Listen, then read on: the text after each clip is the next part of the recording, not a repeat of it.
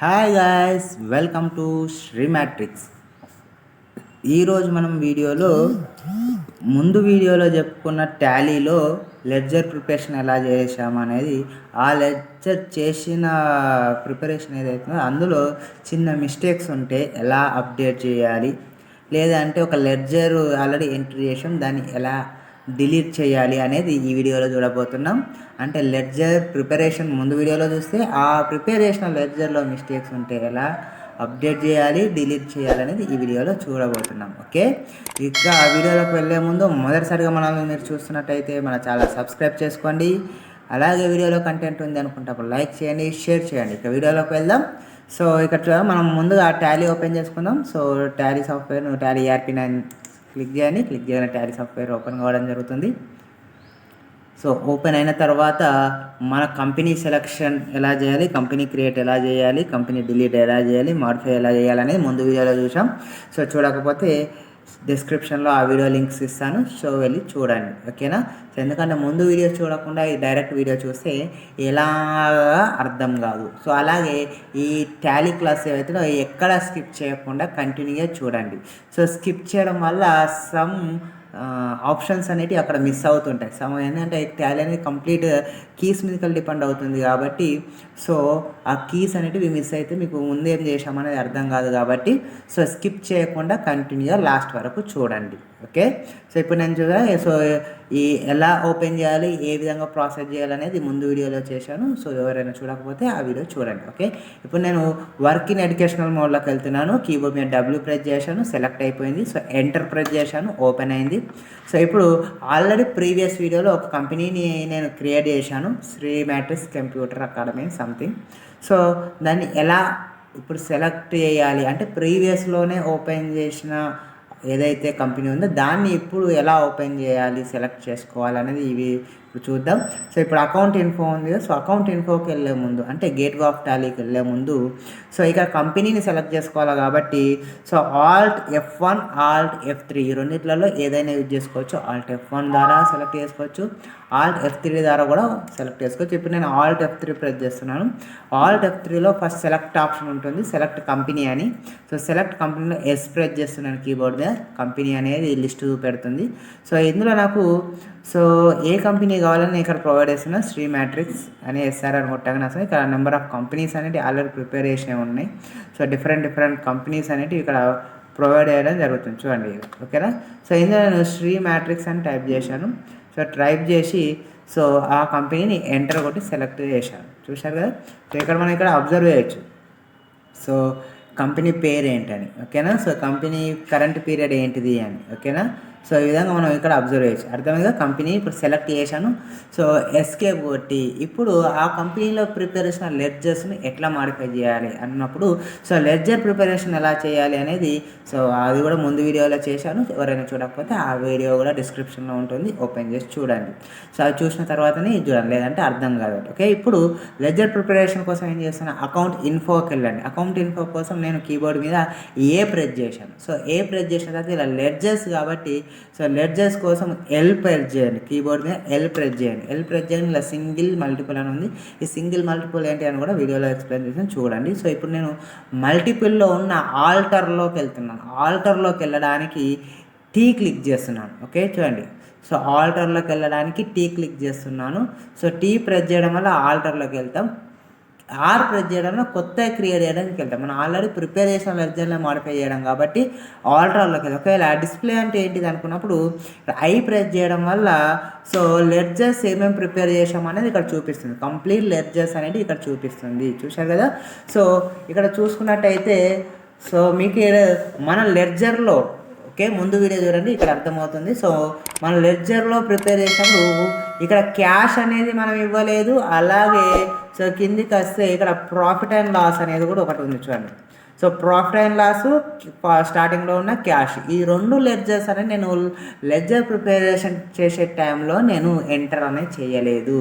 So మరి ఈ prepare చేసేప్పుడు ఎంటర్ చేయనప్పుడు ఈ profit and loss account cash అనేది ఎలా వచ్చింది అంటే సో లెడ్జర్స్ మనం ఎంటర్ చేసి సేవ్ చేసిన వెంటనే సో అకౌంట్స్ అనేటి టాలీ సాఫ్ట్వేర్ ఏదైతే ఉందో అది క్యాష్ను ప్రాఫిట్ అండ్ లాస్ ఈ రెండు లెడ్జర్లను ఆటోమేటిక్గా అదే ప్రిపేర్ చేసేస్తుంది, అంటే క్రియేట్ చేసేస్తుంది మన లెడ్జర్స్లలో. మనం ఇచ్చిన లెడ్జర్స్ కాకుండా సిస్టమ్ ప్రొవైడ్ చేసేది cash ledger, profit and loss accounting ledger ఆటోమేటిక్గానే జనరేట్ చేస్తుంది. చూశారు కదా. సో ఈ విధంగా మనము ఈ లెడ్జర్స్ అనేవి ఇలా ఉన్నవి అని డిస్ప్లే ద్వారా చూసుకోవచ్చు. డిస్ప్లే ద్వారా మనం ఏం ఎడిట్ చేయరాదు, డిలీట్ చేయరాదు. ఓకేనా. డిలీట్ చేయాలన్నా ఎడిట్ చేయాలన్నా మనం ఎక్కడికి వెళ్ళాలి, ఆల్టర్లోకి వెళ్ళాలి. కీబోర్డ్ మీద నేను టీ ప్రెస్ చేస్తున్నాను. ఓకే, ఆల్ ఐటమ్స్ అని ప్రెస్ చేయడం వల్ల అన్ని లెడ్జర్స్ అనేవి ఇక్కడ మనకు కనిపించడం జరుగుతుంది. చూశారు కదా. సో ఇలా. ఓకేనా. సో ఇప్పుడు ఇది నాకు ఎంటర్ కొట్టడం వల్ల సో ఒకదాని నుంచి ఒకదానికి మూవ్ కావడం జరుగుతుంది. ఇప్పుడు క్యాష్ దగ్గర నుంచి క్యాష్ ఇన్ హ్యాండ్, ఇక్కడ ఏమైనా మాడిఫై చేసుకుంటా అంటే మాడిఫై చేసుకోవచ్చు. సో ఏం లేకపోతే ఎంటర్ కొట్టుకుంటూ వెళ్ళిపోవచ్చు. అండ్ కంప్యూటర్ ఫిక్స్డ్ అసెట్ అని, కూలీ పేడ్ అని, డైరెక్ట్ ఎక్స్పెన్సెస్ అని. చూశారు కదా. ఫ్యాక్టరీ ఇంట్రెస్ట్ రిసీవ్డ్ అని ఉంది, డైరెక్ట్ ఇన్కమ్ అని ఉంది. చూశారు కదా. సో ఫ్యాక్టరీ రెంట్ పేడ్ అని, డైరెక్ట్ ఎక్స్పెన్సెస్ అని. చూసారు. ఫీజ్ రిసీవ్డ్ అని, ఇండైరెక్ట్ ఇన్కమ్స్ అని ఉంది. ఓకేనా. సో అలాగే ఫర్నిచర్ అని ఫిక్స్డ్ అసెట్ ఉంది. జిఎస్టీ డ్యూటీస్ అండ్ ట్యాక్స్ ఉంది. హమాలీ పేడ్ డైరెక్ట్ ఎక్స్పెన్సెస్ అని ఉంది. హరి క్యాపిటల్ అకౌంట్ అని ఉంది, అంటే హరి అనే పర్సన్ ఇన్వెస్ట్మెంట్ చేసిండు ఇక్కడ. రైట్. సో అలాగే ఇంట్రెస్ట్ రిసీవ్డ్ అని ఉంది. ఓకేనా, అంటే ఇది ఇండైరెక్ట్ ఇన్కమ్స్ కిందకి వచ్చింది. కవిత శాలరీ డెబిటర్స్, అంటే కవిత దగ్గర నుంచి మనకు డబ్బులు వచ్చేవి ఉన్నవి అన్న డెబిటర్ అంటే. రైట్. నెట్ బిల్ పేడ్, ఇది ఎక్స్పెన్సెస్ కింద వేసినాం. So power bill paid indirect expenses అనే ఫార్మాట్లో వేసేసాం. పవర్ బిల్ అయినా నెట్ బిల్ అయినా ఇండైరెక్ట్ ఎక్స్పెన్స్లోనే వేసేసాం. రైట్. ప్రాఫిట్ అండ్ లాస్, అది డైరెక్ట్గా సిస్టమే ప్రొవైడ్ చేసింది. దెన్ పర్చేజ్ ఆర్డర్, పర్చేజ్ అకౌంట్స్లో వేసాం. ఓకే. పర్చేజ్ రిటర్న్, పర్చేజ్ అకౌంట్లోనే వేసినాం. రాజేష్ శాలరీ క్రియేటర్లో వేసినాం.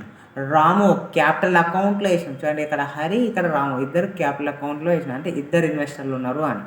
రెంట్ పేడ్ ఇండైరెక్ట్ ఎక్స్పెన్సెస్ అని వేసుకున్నాం.